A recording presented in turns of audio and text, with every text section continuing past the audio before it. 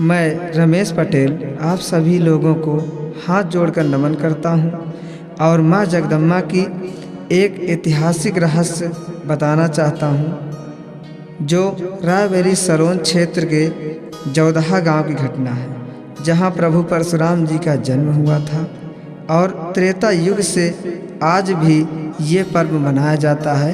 ये 5 दिन के मेले के रूप में मनाया जाता है। यहाँ पर कार्तिक मास की द्विज तिथि को हमारे पूर्वज बताते हैं कि यहाँ पे स्नान करने से 12 पूर्णमासी का लाभ मिलता है।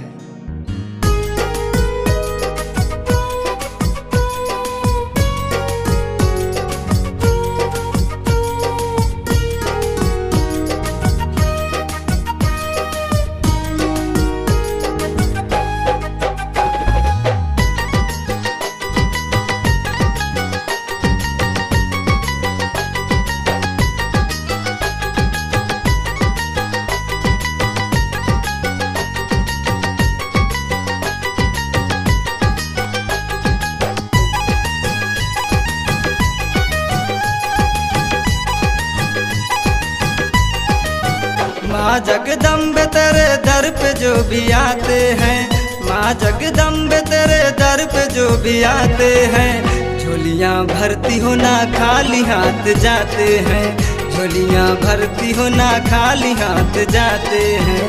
माँ जगदम्बे तेरे दर पे जो भी आते हैं, माँ जगदम्बे तेरे दर पे जो भी आते हैं, झोलियाँ भरती हो ना खाली हाथ जाते हैं, झोलियाँ भरती हो ना खाली हाथ जाते हैं।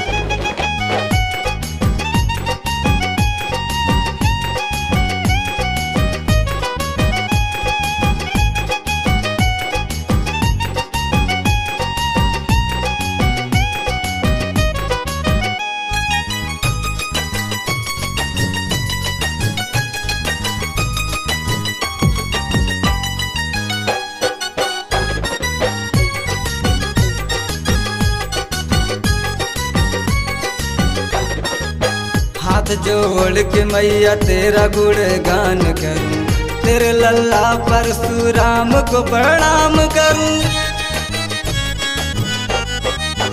हाथ जोड़ के मैया तेरा गुणगान करूं, तेरे लल्ला परशुराम को प्रणाम करूं। तेरे लल्ला की गाथा सबको हम सुनाते हैं, तेरे लल्ला की गाथा सबको हम सुनाते हैं। झोलियाँ भरती हो ना खाली हाथ जाते हैं, माँ जगदम्बे तेरे दर पे जो भी आते हैं, झोलियाँ भरती हो ना खाली हाथ जाते हैं, झोलियाँ भरती हो ना खाली हाथ जाते हैं।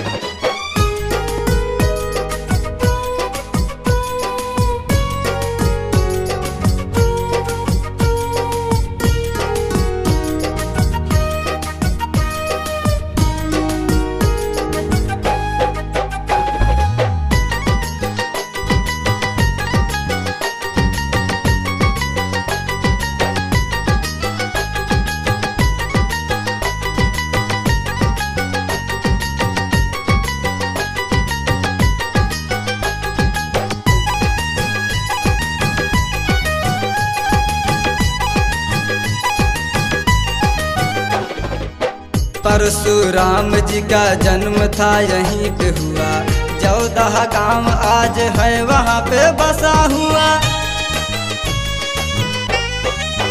परशुराम जी का जन्म था यहीं पे हुआ, जौदहा गांव है वहीं पे आज बसा हुआ। तेरी कृपा का राज नगरवासी गाते हैं, तेरी कृपा का राज नगरवासी गाते हैं। झोलियाँ भरती हो ना खाली हाथ जाते हैं, माँ जगदम्बे तेरे दर पे जो भी आते हैं, झोलियाँ भरती हो ना खाली हाथ जाते हैं, झोलियाँ भरती हो ना खाली हाथ जाते हैं।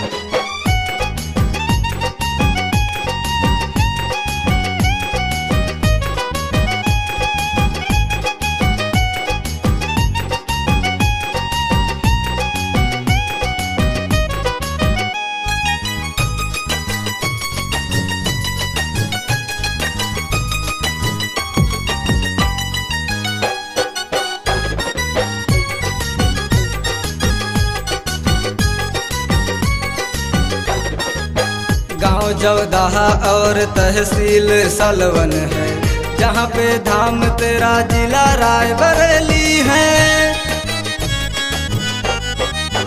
गांव जौदाहा और तहसील सलवन है, जहाँ पे धाम तेरा जिला रायबरेली है।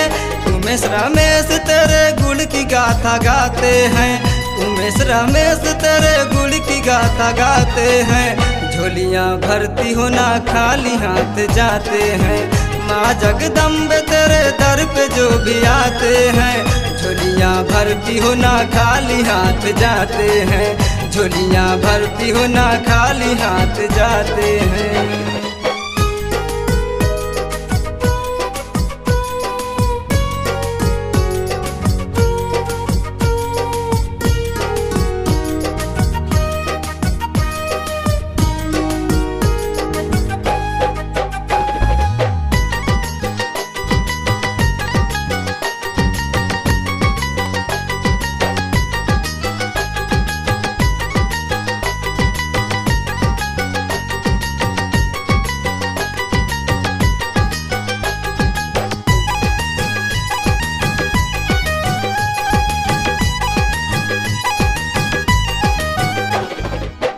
कार्तिक दूज को जो भी यहाँ स्नान करे, 12 पूर्णमासी का है उसे लाभ मिले।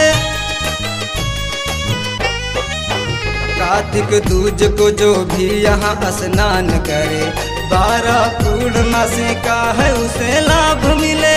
तेरी कृपा का राज नगरवासी गाते हैं, तेरी कृपा का राज नगरवासी गाते हैं।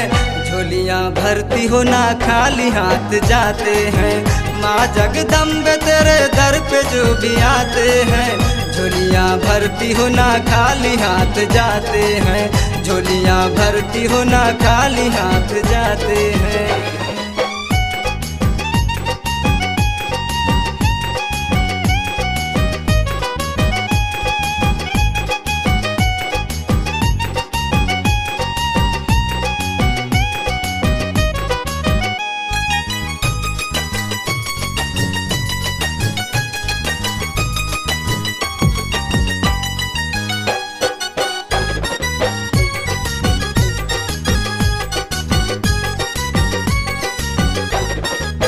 त्रेता युग से आज भी है यहाँ मेला लगे, कितने दुखियों का इस धाम पे है भाग जगे। त्रेता युग से आज भी है यहाँ मेला लगे, कितने दुखियों का इस धाम पे है भाग जगे। तेरा जयकारा मैया मिल के हम लगाते हैं, तेरा जयकारा मैया मिल के हम लगाते हैं। झोलियाँ भरती हो ना खाली हाथ जाते हैं, माँ जगदम्बे तेरे दर पे जो भी आते हैं। झोलियाँ भरती हो ना खाली हाथ जाते हैं, झोलियाँ भरती हो ना खाली हाथ जाते हैं। माँ जगदम्बे तेरे दर पे जो भी आते हैं, माँ जगदम्बे तेरे दर पे जो भी आते हैं। झोलियाँ भरती हो ना खाली हाथ जाते हैं, झोलियाँ भरती हो ना खाली हाथ जाते हैं। झोलियाँ भरती हो ना खाली हाथ जाते हैं, झोलियाँ भरती हो ना खाली हाथ जाते हैं।